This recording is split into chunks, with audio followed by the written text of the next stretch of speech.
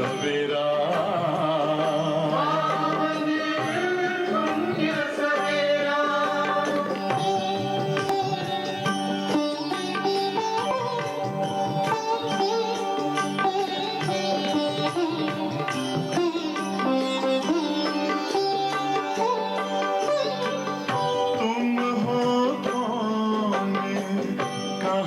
से आए अपने आप को जानो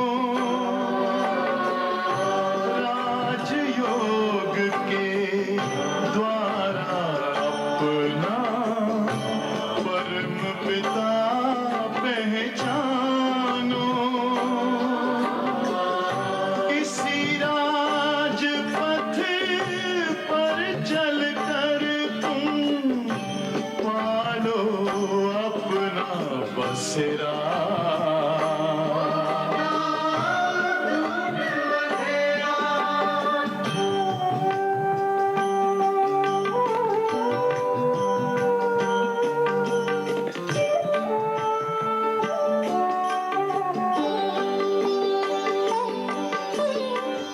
तुम हो आत्मा तन से न्यारे परमात्मा को प्यारे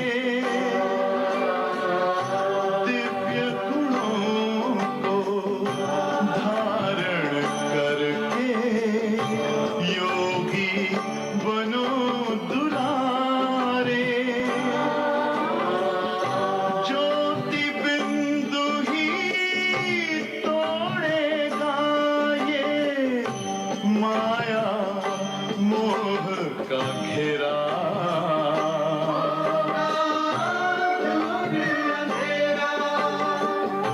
अंतर मन में ज्योति जगा लो होगा दूर अंधेरा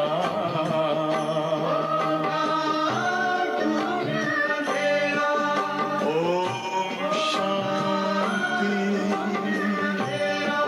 ओम शांति ओम शांति।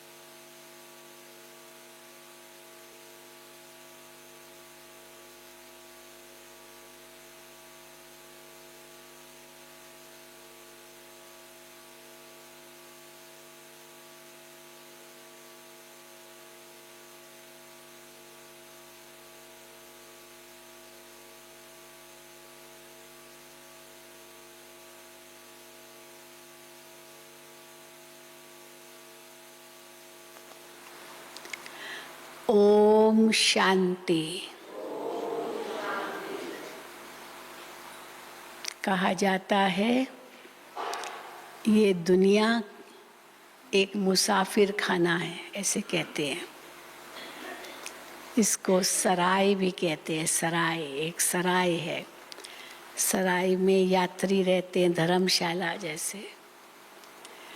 तो ये दुनिया एक मुसाफिर खाना है और हम सभी मुसाफिर हैं।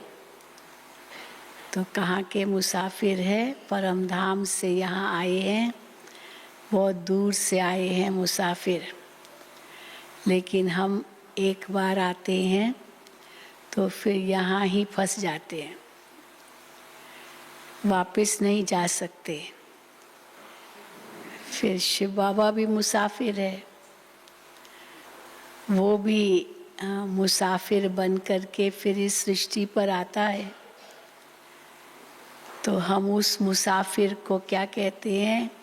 वो दूर के मुसाफिर, हमको भी साथ ले चल। आत्मा उस दूर के मुसाफिर को याद करती है कि आप आओ और हमको अपने साथ ले चलो। तो बाबा जो दूर का मुसाफिर है वो अभी आए हैं, कहते मैं आया हूँ तो चलो मेरे साथ। लेकिन कैसे चलोगे? इस स्थिति में तो नहीं चलोगे ना। तो क्या क्या करना होगा जो हम बाबा के साथ वापस जा सके? वो मुसाफिर आया है लेने के लिए। आज का जो गीत है उसी अनुसार है, बहुत समय के बाद बजाए। ओ दूर के मुसाफिर, हमको भी साथ ले ले, हम रह गए अकेले। तो बाबा कहते क्यों अकेले रहते हो? हाँ, अकेले क्यों रहो? चलो मैं आया हूँ तुमको ले चलने के लिए। लेकिन उसके लिए अगर साथ में चलना है, ले तो जाऊंगा सबको, लेकिन साथ में चलना है तो क्या करना पड़ेगा? कर्मातीत बनना पड़ेगा। उसके लिए पावन बनना पड़ेगा। सब पापों को नाश करना पड़ेगा, तभी तो साथ ले जाऊंगा ना। तो उसके लिए मुझे कितना याद करना पड़ेगा, मेहनत है ये। तो बाबा कहते हैं अगर ये बातें मानेंगे तो मैं साथ ले जाऊंगा, अगर नहीं मानेंगे तो भी ज़बरदस्ती तो ले ही जाना है, परंतु सजाएं खाएंगे। फिर आज बाबा ने तो बहुत सावधान किया है, सजाएं यहाँ ही खाएंगे। अंत का समय कैसा होगा? जो बाबा कहते कयामत का समय, जबकि सबके हिसाब किताब चुकतू होंगे, उस समय बहुत भयावह दृश्य होगा। क्योंकि अकाली मृत्यु बहुत होगी, अकाल मरेंगे, नाहक खून बहेगा, तो कितनी आत्माएं भटकेगी, बहुत भटकेगी। आत्माएं अंत में बहुत भटकेगी। और भटकना भी एक जैसे अपना हिसाब किताब चुकतू करना है। तो इसीलिए बाबा कहते हैं अंत का समय बहुत ही डरावना भी होगा। तो उसके लिए हमको क्या करना होगा? हम ऐसे सहज जाएं वापस घर। यहाँ भटकना तो नहीं है ना, पर उसके लिए कर्मातीत बनना होगा। यहाँ हिसाब किताब सब चुकतू करने होंगे। कई भटकने से हिसाब किताब चुकतू करेंगे। कई आते हैं, कोई न कोई आता ही है हर दूसरे चौथे दिन। बहन जी हमको कोई परेशान करते हैं। कल भी एक माता आई, पता नहीं मेरे सामने बार बार एक वो चक्र आता है, लाइट घूमती रहती है, एकदम बहुत ही डरावनी ऐसी लाइट, आगे भी पीछे भी। मुझे समझ में नहीं आता ये क्या है। कोई भटकती आत्मा तो नहीं है, उसमें प्रवेश नहीं है, लेकिन आमने सामने घूमती रहती है। अब ये क्या है और क्या करना है? तो ऐसे भी प्रश्न करते हैं। तो आज बाबा ने बच्चों को सावधान किया है कि अंत के समय तो बहुत कुछ होगा, लेकिन आप कैसे घर जाएंगे मक्खन से बाल? सहज आत्मा इस देह को त्याग कर वापस घर जाए, धर्मराजपुरी की सजाएं भी नहीं खानी पड़े। तो सुनेंगे बाबा के महावाक्य। आज 25/4/2022 है। मीठे बच्चे, पुरानी देह और देह के संबंधी, पुरानी देह और देह के संबंधी जो एक दो को दुख देने वाले हैं, उन सब को भूल एक बाप को याद करो, श्रीमत पर चलो।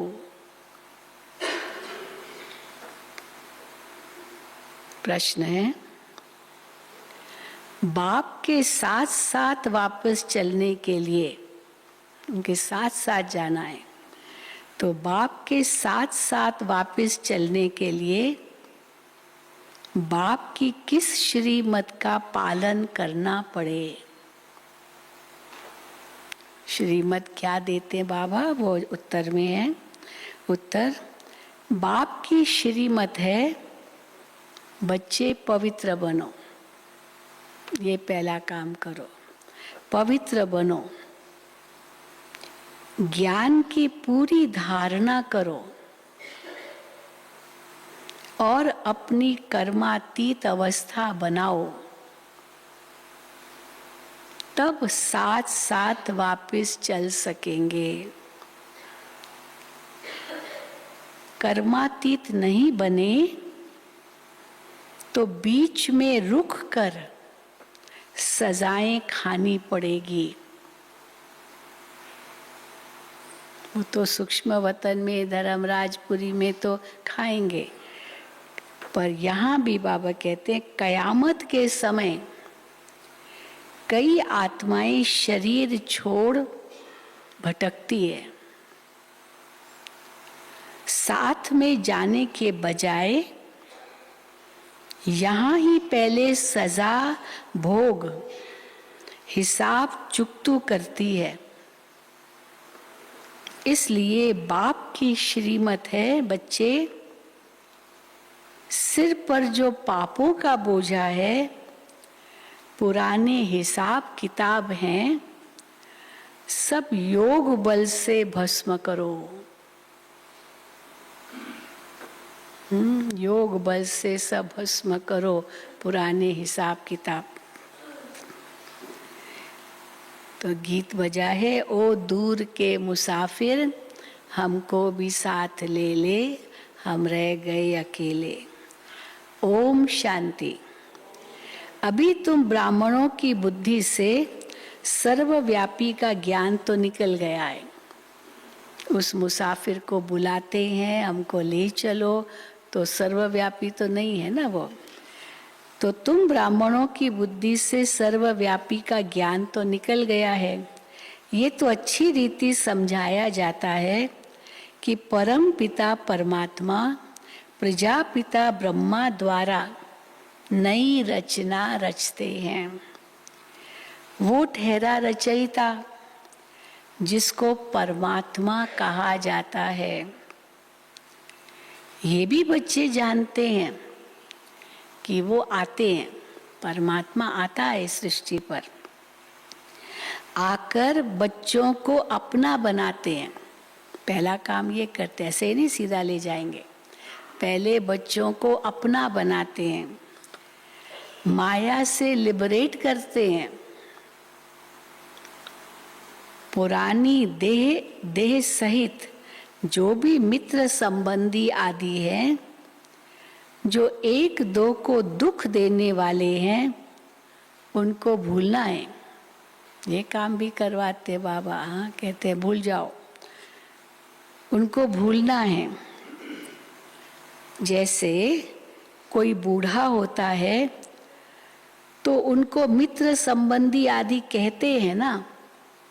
अब जाने का समय है, बहुत बूढ़ा हो गया है, कभी भी शरीर छोड़ सकता है, और वो अनेकों को याद करता रहता है, तो उसको क्या कहेंगे? अभी सब भूलो, अभी भगवान को याद करो, उनके पास जाना है।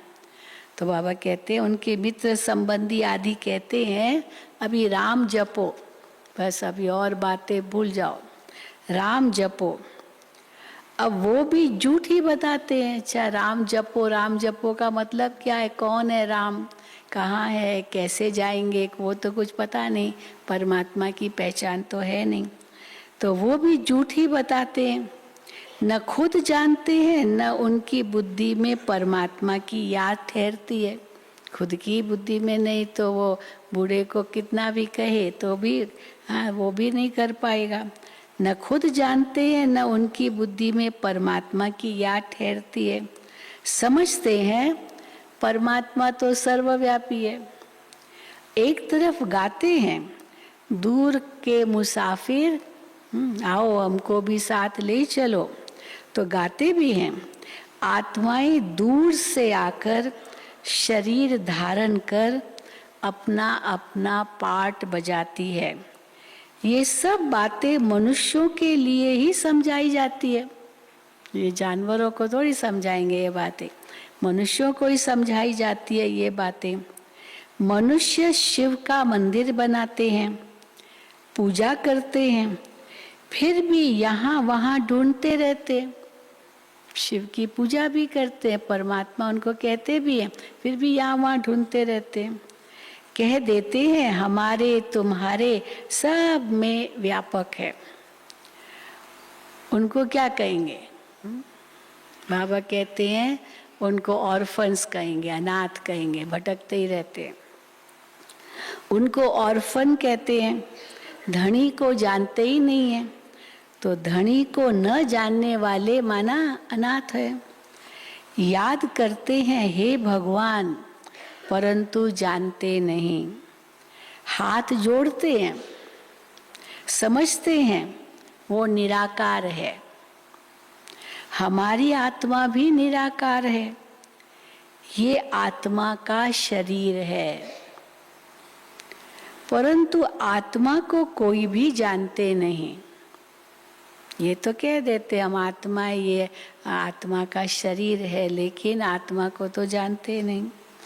कहते भी हैं भ्रकुटी के बीच चमकता है अजब सितारा, यहाँ तक भी कहते हैं। अगर स्टार है, सितारा है, तो फिर इतना बड़ा लिंग क्यों बनाते हैं?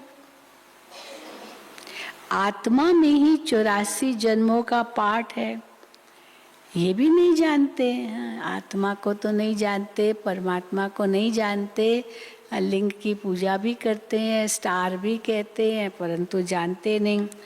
और दूसरा क्या नहीं जानते? उस आत्मा में ही 84 जन्मों का पाठ है, ये भी नहीं जानते हैं। इधर उधर ढूंढते धक्का खाते रहते हैं। है ना, भक्तों की क्या हालत है। सबको भगवान कहते हैं, सब भगवान है। बद्रीनाथ भी भगवान, कृष्ण भी भगवान, पत्थर ठिक्कर में भी भगवान है, तो फिर इतना दूर दूर ढूंढने क्यों जाते हैं? सब में भगवान है तो इतना दूर बद्रीनाथ, केदारनाथ, अमरनाथ, कितना ऊंचा ऊंचा, कितना दूर। तो बाबा कहते हैं फिर ये क्यों ढूंढने जाते हैं? जो हमारे देवी देवता धर्म वाला नहीं होगा वो न ब्राह्मण बनेगा न उनको धारणा होगी। वो देवता तो बनना ही नहीं है, तो ब्राह्मण भी नहीं बनेगा, धारणा भी नहीं होगी। वो ऐसे ही अच्छा अच्छा कहता रहेगा। आते हैं, बहुत आते हैं, आप बहुत अच्छा सुनाते हो, बहुत अच्छा सुनाते हो, सबको सुनाना चाहिए, पर खुद नहीं सुनते तो जरूर ब्राह्मण नहीं बनेगा।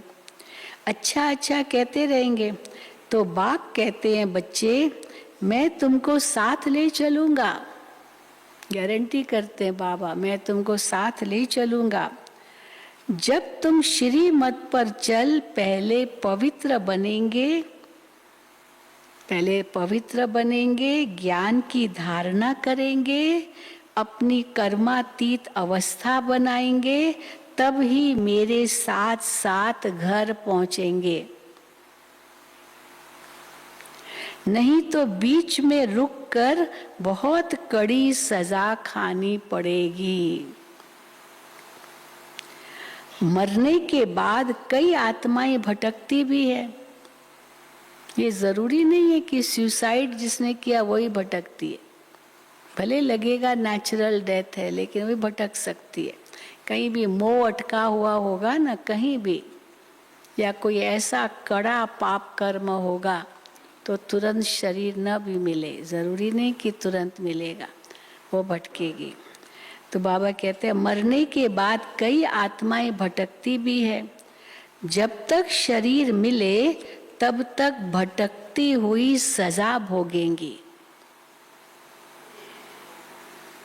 यहाँ बहुत गंदगी हो जाएगी कयामत के समय, जब सबके हिसाब किताब चुकतू होने होंगे, हाँ घर जाना होगा, तो उस समय कयामत का समय, कयामत माना सबका हिसाब किताब चुकतू करने का समय, होने का समय।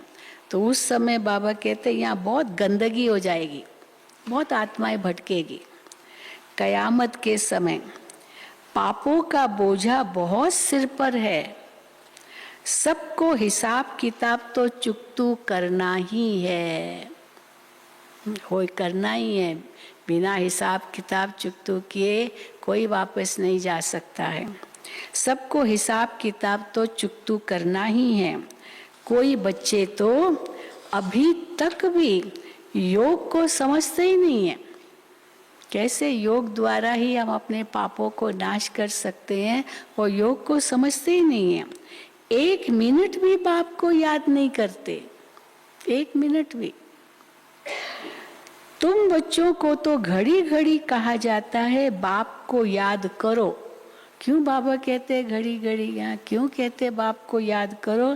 क्योंकि सिर पर बोझा बहुत है, 1 जन्म का नहीं, 2-4 जन्म का नहीं, 63 जन्मों का बोझा बहुत है।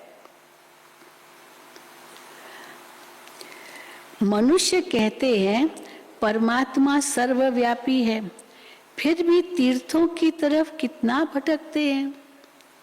समझते हैं कि ये सब कर्म कांड आदि करने से हमको परमात्मा से मिलने का रास्ता मिलेगा। तो बाप कहते हैं पतित भ्रष्टाचारी तो मेरे पास पहुंच भी नहीं सकते।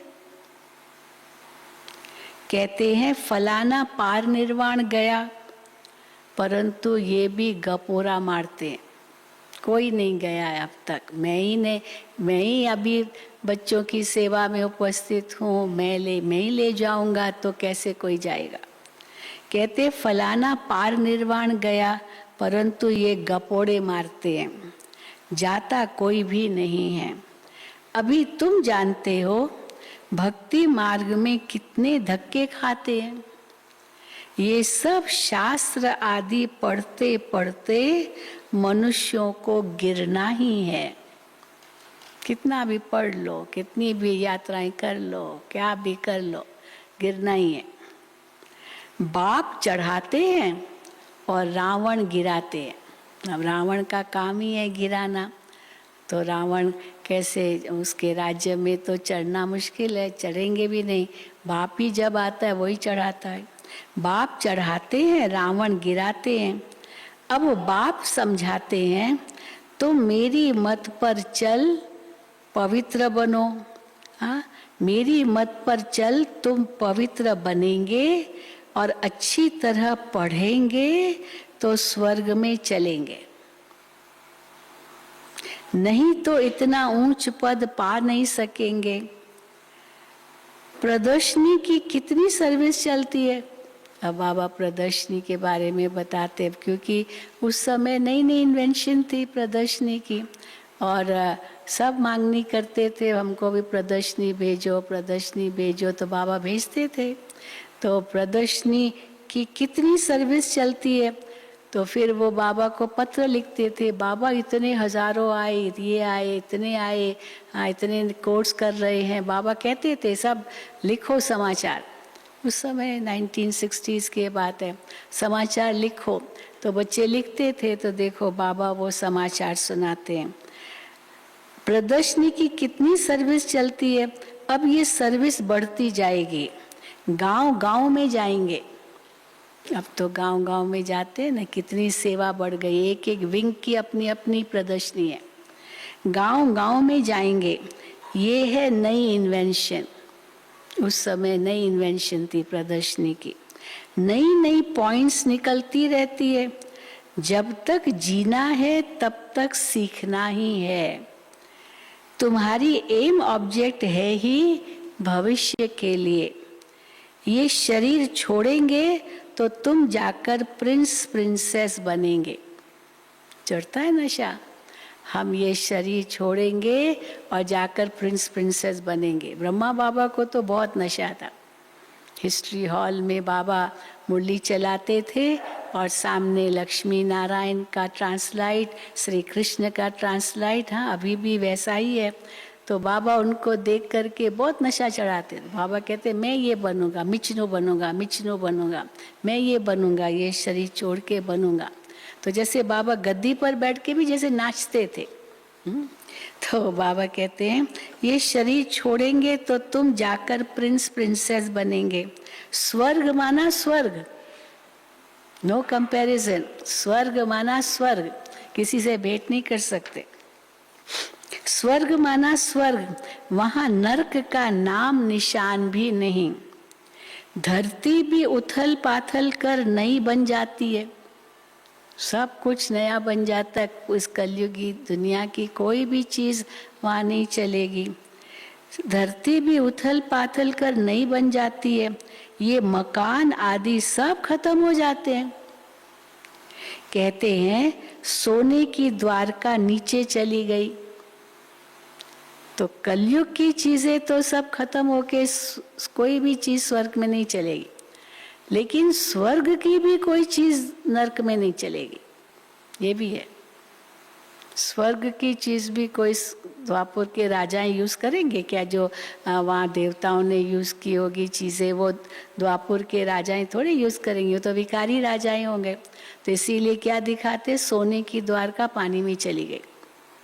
चली पानी में चली गई माना वो किसी के काम नहीं आई, वो डूब गई माना खत्म। तो इसीलिए स्वर्ग की चीजें द्वापर कलयुग में नहीं चलती है। तो कहते सोने की द्वारका नीचे चली गई। नीचे कोई जाति नहीं है, ऐसे नहीं नीचे चली जाए स्वर्ग नीचे चला जाएगा, पर जाति नहीं। तो क्या होता है, ये चक्र चलता है। हाँ, जैसे चक्र होता है ना, रेंट होती है गाँव में, पानी गाँव ये कुएं से निकालते हैं, तो कुएं से निकाला फिर ऊपर आया, वो पानी गिरा, फिर खाली जाती है और खाली जाता है, फिर पानी लेता है, तो आधा आधा है। तो नीचे चला गया तो जैसे ऊपर का नीचे गया और नीचे का ऊपर आया, तो बदल गया ना सारा। तो बाबा कहते हैं ये चक्र चलता है, ये तीर्थ यात्रा आदि सब भक्ति मार्ग है। भक्ति है रात, जब भक्ति की रात पूरी होती है तो ब्रह्मा आते हैं दिन करने। कहाँ से आते हैं ब्रह्मा दिन करने? शिव बाबा उनमें प्रवेश करते, उनका नाम ब्रह्मा रखते हैं, तो कहने में तो आएगा कि तब ब्रह्मा आते हैं दिन करने। द्वापर कलयुग है ब्रह्मा की रात, फिर दिन होना चाहिए। तुम बच्चों में भी नंबरवार है, सब तो एक जैसा पढ़ न सके।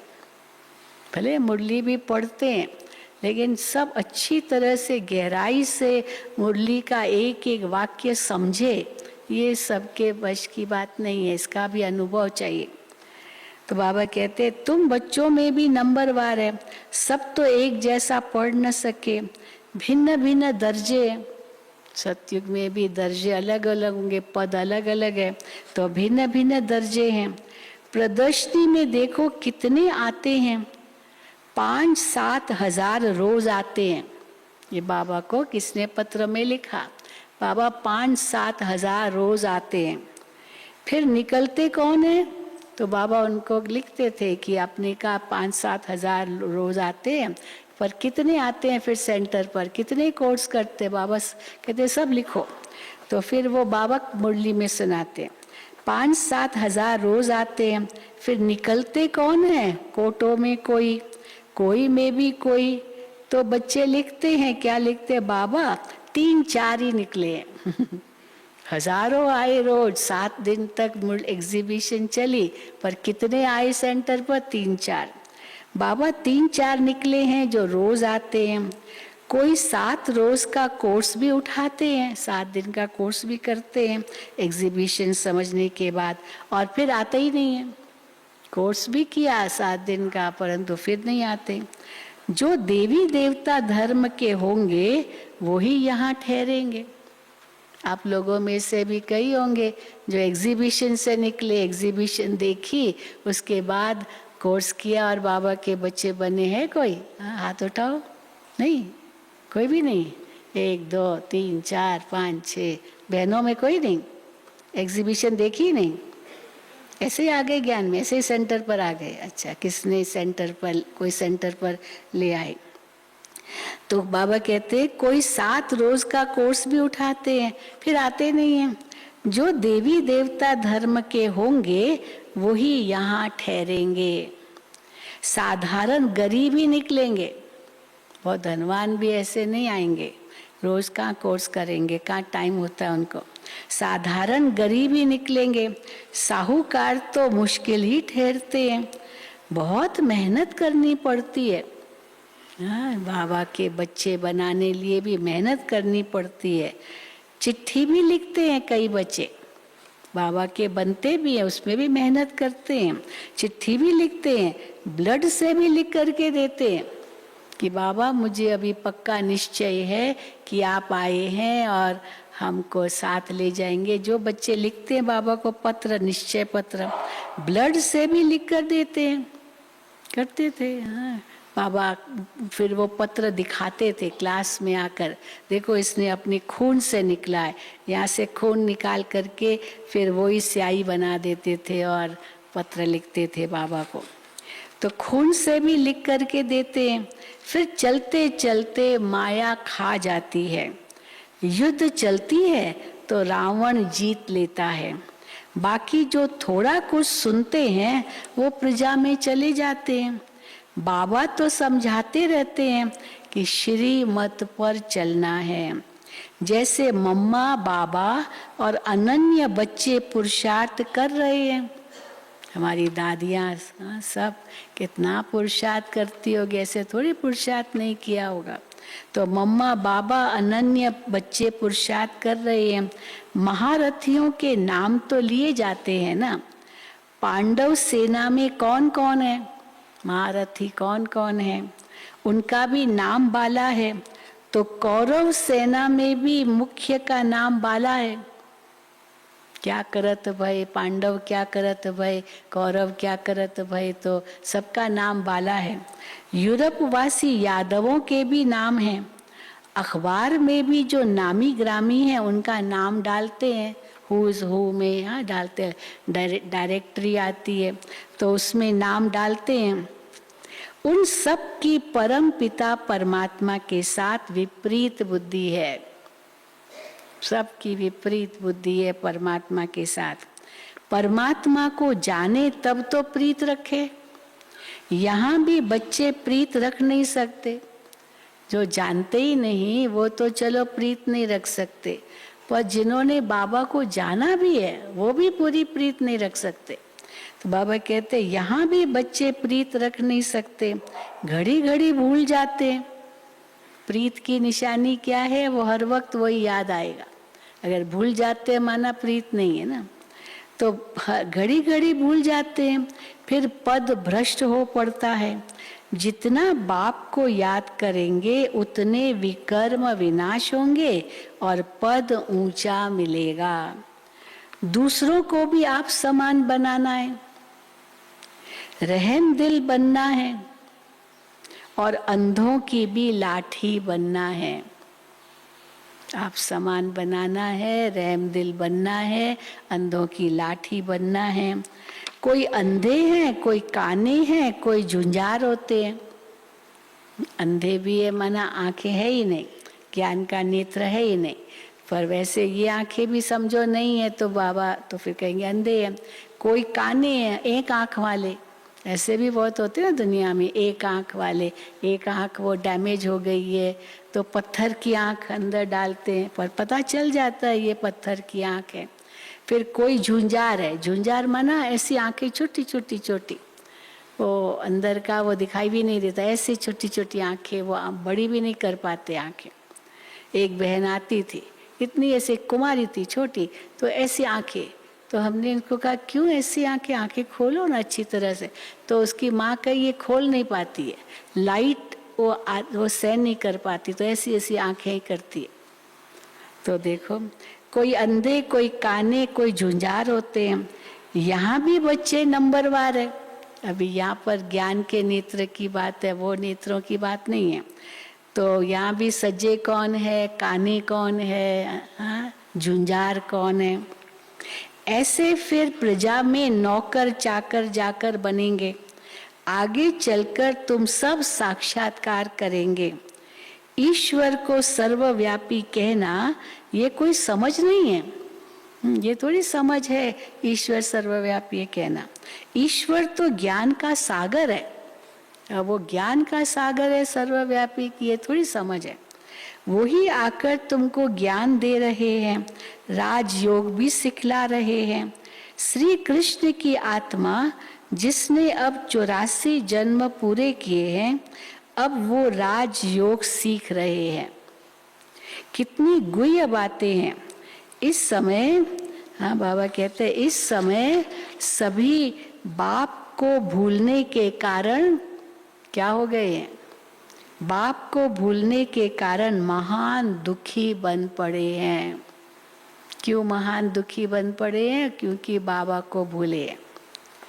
तुम बच्चे जितना जितना पुरुषार्थ करेंगे उतनी तुम्हारे से खामियां निकलती जाएगी। बड़ी ऊंची मंजिल है, खामियां निकालनी है, मेहनत है तो मेहनत है। इसलिए बाबा कहते हैं बड़ी ऊंची मंजिल है। कोई ऊंची चढ़ाई पर चढ़ता है ऐसे ही थोड़ी पहुंच जाता है। मंजिल है ना, ऊंची चढ़ाई है तो मेहनत करनी होती है ना ऊपर जाने की। बड़ी ऊंची मंजिल है। करोड़ों में से 8 मुख्य निकलते हैं। कोटों में कोई और कोई में भी कोई। तो बाबा कहते हैं करोड़ों में से 8 मुख्य निकलते हैं। फिर 108 की माला बनती है। 8 तो है ही, फिर चलो 100 और 108, फिर है 16,000। हाँ, उसके बाद 16,000। तो बाबा कहते हैं ये भी भीति दी जाती है पुरुषार्थ करने के लिए। अच्छा 8 में नहीं आ सकते हो, कोई बात नहीं, 108 में आओ। अच्छा 108 में भी नहीं आ सकते हो, कोई बात नहीं, 16,000 में आओ। तो ये भीति माना उनको आकर्षण देते, इसमें तो आओ कम से कम। तो देखो बाबा क्या कहते हैं। बाबा कहते हैं ये भी भीति दी जाती है कि यहाँ टेम्पटेशन देते हैं कि इसमें तो आओ कम से कम। वास्तव में 16,000 है नहीं, माना 16,000 तो वो थोड़ी कोई पूजा के योग्य होंगे। पूजा के योग्य तो कितने गिने चुने होंगे, कोई होंगे चलो कभी साल में एक बार किसकी पूजा हुई, वो 16,000 में आने वाले होंगे, तो उनका कोई महत्व नहीं है। वास्तव में 16,000 है नहीं। माला है 108 की, ऊपर फूल है, फिर युगल दाना है। नंबरवार विष्णु की माला बनती है। पुरुषार्थ कराने के लिए कितना समझाया जाता है। जो इस धर्म के नहीं होंगे, जो इस धर्म के नहीं होंगे तो कुछ भी समझेंगे नहीं। स्वर्ग के सुख पाने के लायक ही नहीं है वो, समझेंगे नहीं माना सुख, स्वर्ग का सुख पाने के लायक नहीं है। भल पुजारी बहुत है, देवताओं के पुजारी बहुत हैं, लेकिन सब तो सत्युग त्रेता में आने वाले नहीं है ना।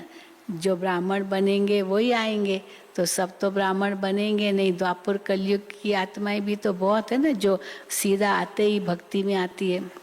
तो बाबा कहते हैं स्वर्ग के सुख पाने के लायक ही नहीं। भल पुजारी बहुत है, वो भी आएंगे तो प्रजा में, चलो आए भी तो भी प्रजा में। प्रजा पद तो कुछ नहीं है, क्या बड़ी बात है अगर प्रजा पद पाया। मम्मा बाबा अगर कहते हो तो फॉलो कर, मम्मा बाबा के तख्त नशीन बनो। हार्ट फेल क्यों होते हो? हार्ट फेल होना मना मैं तो इतना पुरुषार्थ नहीं कर सकता हूँ। हाँ, जब हार्ट फेल आता ना, हार्ट अटैक भी आता है तो कैसे एकदम बेबस हो जाते हैं, कुछ भी नहीं कर पाते। तो ये भी बाबा कहते हार्ट फेल क्यों होते हो? हाँ मैं तो नहीं इतना कर पाता हूँ। हार्ट फेल क्यों होते हो? स्कूल में कोई बच्चा कहे कि हम तो पास नहीं होंगे, सीधा अगर कहे मैं तो पास नहीं होगा तो उनको सब क्या कहेंगे, ये डल हेड है, ये बुद्धू है, ये होशियार नहीं है, ये वो खुद ही कहता है मैं पास नहीं होगा। ये सब तो सब कहेंगे ये डल हेड है। सेंसिबल बच्चे तो बहुत अच्छा पढ़ते हैं और ऊंच नंबर में आते हैं। तुम बच्चे प्रदर्शनी में बहुत अच्छी सर्विस कर सकते हो। बाबा से भी पूछ सकते हो। अब बाबा से क्या पूछेंगे? सर्विस करते हैं एग्जीबिशन में, तो बाबा से क्या पूछ सकते हो? बाबा मैं सर्विस करने लायक हूँ? बाबा से पूछ सकते हो, बाबा मैं सर्विस करने लायक हूँ?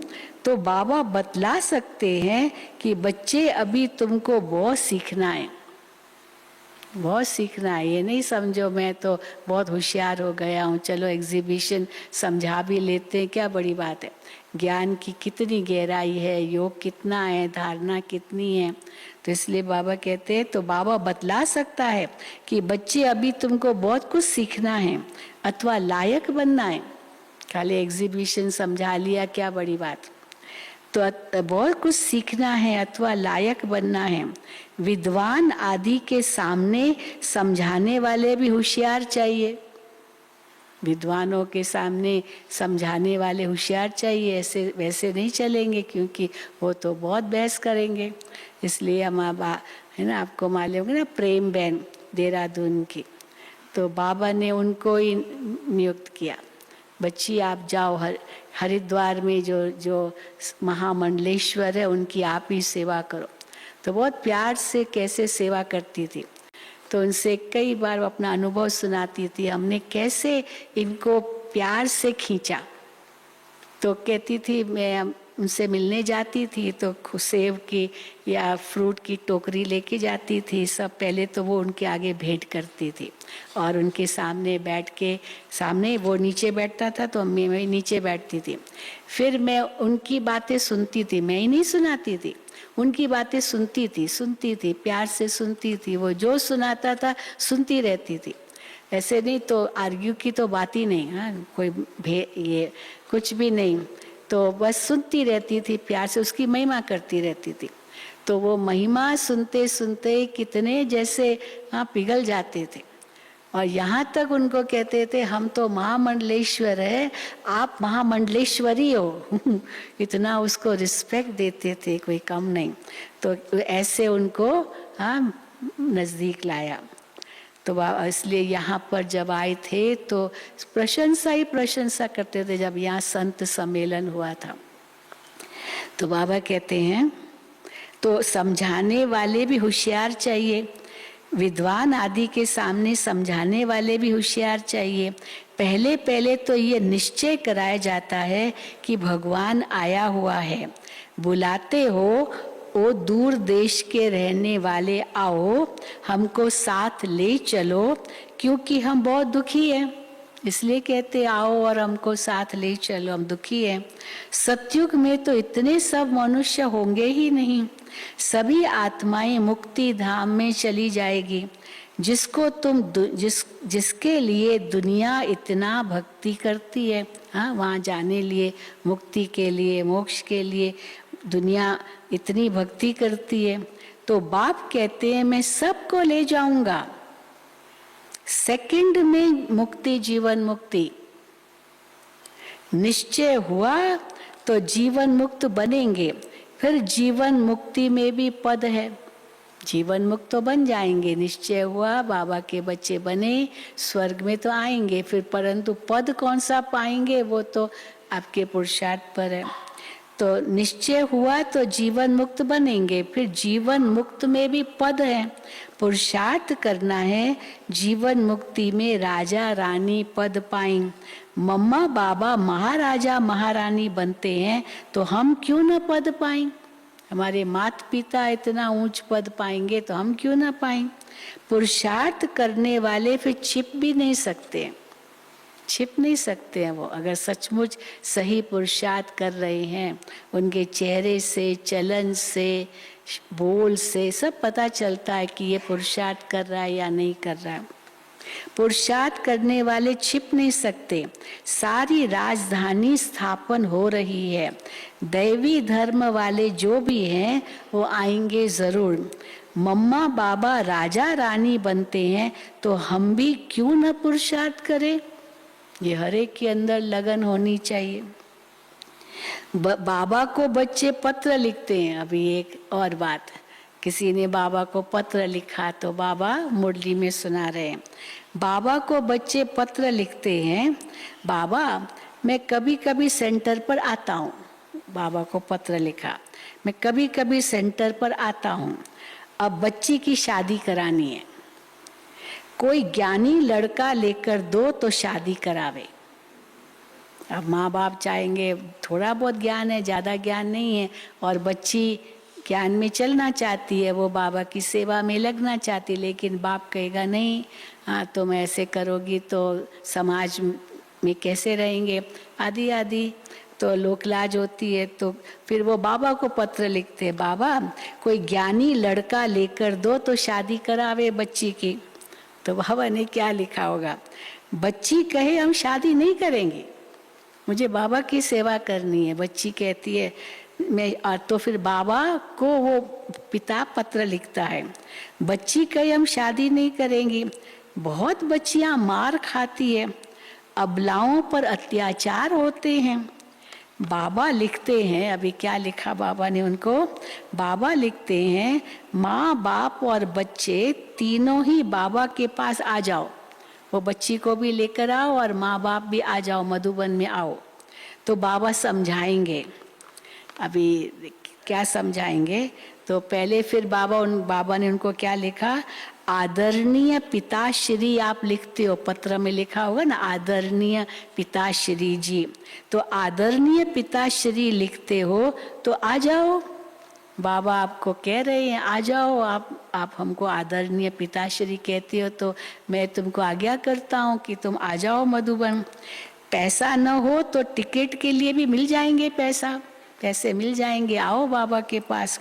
सम्मुख आने से श्रीमत मिलेगी, कुमारी का घात तो करना ही नहीं है, अब वो सेवा करना चाहती है, आप कहते हो शादी करो तो जैसे घात करोगे उसका, कुमारी का घात तो करना ही नहीं है, नहीं तो पाप आत्मा बन पड़ेंगे, बाप की श्रीमत पर चलकर पवित्र बनना पड़े। अच्छा, हाँ, तो पत्र में तो ये सब नहीं लिखा होगा, पत्र में इतना ही लिखा कि माँ बाप और बच्ची तीनों आ जाओ, मधुबन आओ, बाबा के पास आओ, और अगर टिकट के पैसे न हो तो बाबा देंगे, मना अगर गरीब है तो अच्छा। मीठे मीठे सिकिल दे बच्चों प्रति माता पिता बाप दादा का याद प्यार और गुड मॉर्निंग। रूहानी बाप की रूहानी बच्चों को नमस्ते। हम रूहानी बच्चों की रूहानी बाप दादा को याद प्यार, गुड मॉर्निंग और नमस्ते। धारणा के लिए मुख्य सार, पहला, जीवन मुक्त पद पाने का पुरुषार्थ करना है। जैसे माँ बाप महाराजा महारानी बनते हैं, ऐसे फॉलो कर तख्त नशीन बनना है। सेंसिबल बन पढ़ाई अच्छी रीति पढ़नी है। दूसरा, बाप से सच्ची प्रीत रखनी है। रहम दिल बन अंधों को रास्ता दिखाना है। बाप से सम्मुख श्रीमत ले पाप आत्मा बनने से बचना और बचाना है। वरदान, माया व प्रकृति के भिन्न भिन्न कार्टून शो को साक्षी बन देखने वाले संतोषी आत्मा भव। कई मनुष्य जैसा जैसा कर्म कर रहे हैं दुनिया में, तो क्या कहेंगे उनको, माया व प्रकृति के भिन्न भिन्न कार्टून शो, ये सब कार्टून है, तो भिन्न भिन्न कार्टून शो साक्षी बन देखने वाले संतोषी आत्मा भव। तो माया के वश भी है वो भी कार्टून, प्रकृति के वश है वो भी जैसे कार्टून। संगम युग पर बाप दादा की विशेष देन संतुष्टता है। बहुत बड़ी देन है बाबा की संतुष्टता। संगम युग पर संतोषी आत्मा के आगे कैसी भी हिलाने वाली परिस्थिति ऐसे अनुभव होगी जैसे पपेट शो है। कठपुतली का खेल है वो, परिस्थिति हिलाने वाली। आजकल कार्टून शो का फैशन है, तो कभी कोई भी परिस्थिति आए उसे ऐसा ही समझो कि बेहद के स्क्रीन पर कार्टून शो व पपेट शो चल रहा है। माया व प्रकृति का यह एक शो है जिसको साक्षी स्थिति में स्थित हो अपनी शान में रहते हुए संतुष्टता के स्वरूप में देखते रहो, तब कहेंगे संतोषी आत्मा। संतोषी आत्मा। स्लोगन: किसी भी प्रकार के डिफेक्ट से परे रहना ही परफेक्ट बनना है। परफेक्ट कैसे बनेंगे? किसी भी प्रकार के डिफेक्ट से परे रहना ही परफेक्ट बनना है। अब मम्मा की छोटी सी मुरली है, बहुत अच्छी। परमात्मा का सच्चा बच्चा बनते कोई संशय में नहीं आना चाहिए। भगवानुवाच बच्चों के प्रति, बच्चे, जब परमात्मा खुद इस सृष्टि पर उतरा हुआ है तो उस परमात्मा को हमें पक्का हाथ देना है, लेकिन पक्का सच्चा बच्चा ही बाबा को हाथ दे सकता है। इस बाप का हाथ कभी नहीं छोड़ना। अगर छोड़ेंगे तो फिर निधन के बन कहाँ जाएंगे? बाप का हाथ छोड़ दिया तो जैसे निधन के हो गए, धनी धोनी कोई नहीं, तो कहाँ जाएंगे? जब परमात्मा का हाथ पकड़ लिया तो फिर सूक्ष्म में ये संकल्प ही नहीं आना चाहिए कि मैं छोड़ दूं, वह संशय नहीं होना चाहिए। तो छोड़ने का संकल्प आना माना ये भी सोचो निधन के बन जाएंगे, धनी को छोड़ देंगे तो पता नहीं हम पार करेंगे व नहीं। कोई ऐसे भी बच्चे होते हैं जो पिता को न पहचानने के कारण पिता के ही सामने पड़ते हैं। एक तो पता नहीं कर सकेंगे, दूसरा है पिता का ही सामना करते हैं। तो पिता को न पहचानने के कारण पिता के भी सामने पड़ते हैं और ऐसे भी कह देते हैं हमको कोई भी परवाह नहीं है, कोई परवाह नहीं है। हाँ, ये जैसे बाबा का जैसे सामना पड़े तो हमको कोई परवाह नहीं है। अगर ऐसा ख्याल आया तो ऐसे न लायक बच्चे की संभाल पिता कैसे करेगा? बाबा किसकी संभाल करेगा? जो लायक होगा, जो बाबा को याद करेगा, श्रीमत पर चलेगा, नहीं तो बाबा उसकी क्यों संभाल करेगा? तो बाबा तो संभाल पिता कैसे करेगा? फिर तो मानो कि गिरा की गिरा, क्योंकि माया तो गिराने की बहुत कोशिश करती है, क्योंकि परीक्षा तो अवश्य लेगी माया कि कितने तक योद्धा रुस्तम पहलवान है। माया परीक्षा लेगी।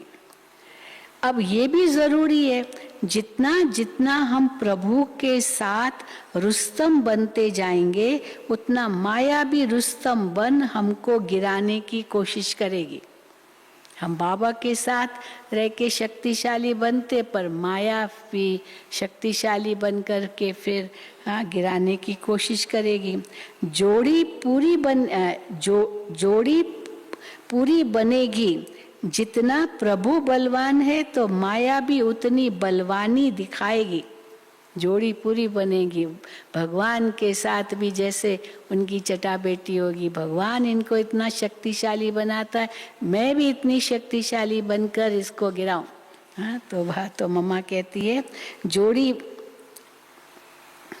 हाँ तो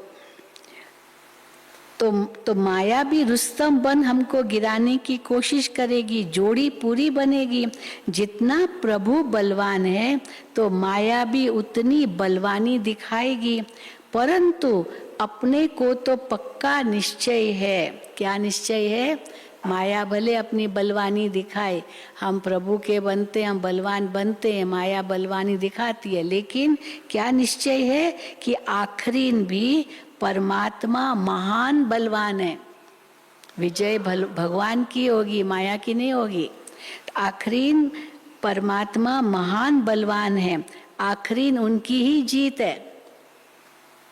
श्वासोश्वास इस विश्वास में स्थित होना है, माया को अपनी बलवानी दिखानी है, वो प्रभु के आगे अपनी कमजोरी नहीं दिखाएगी।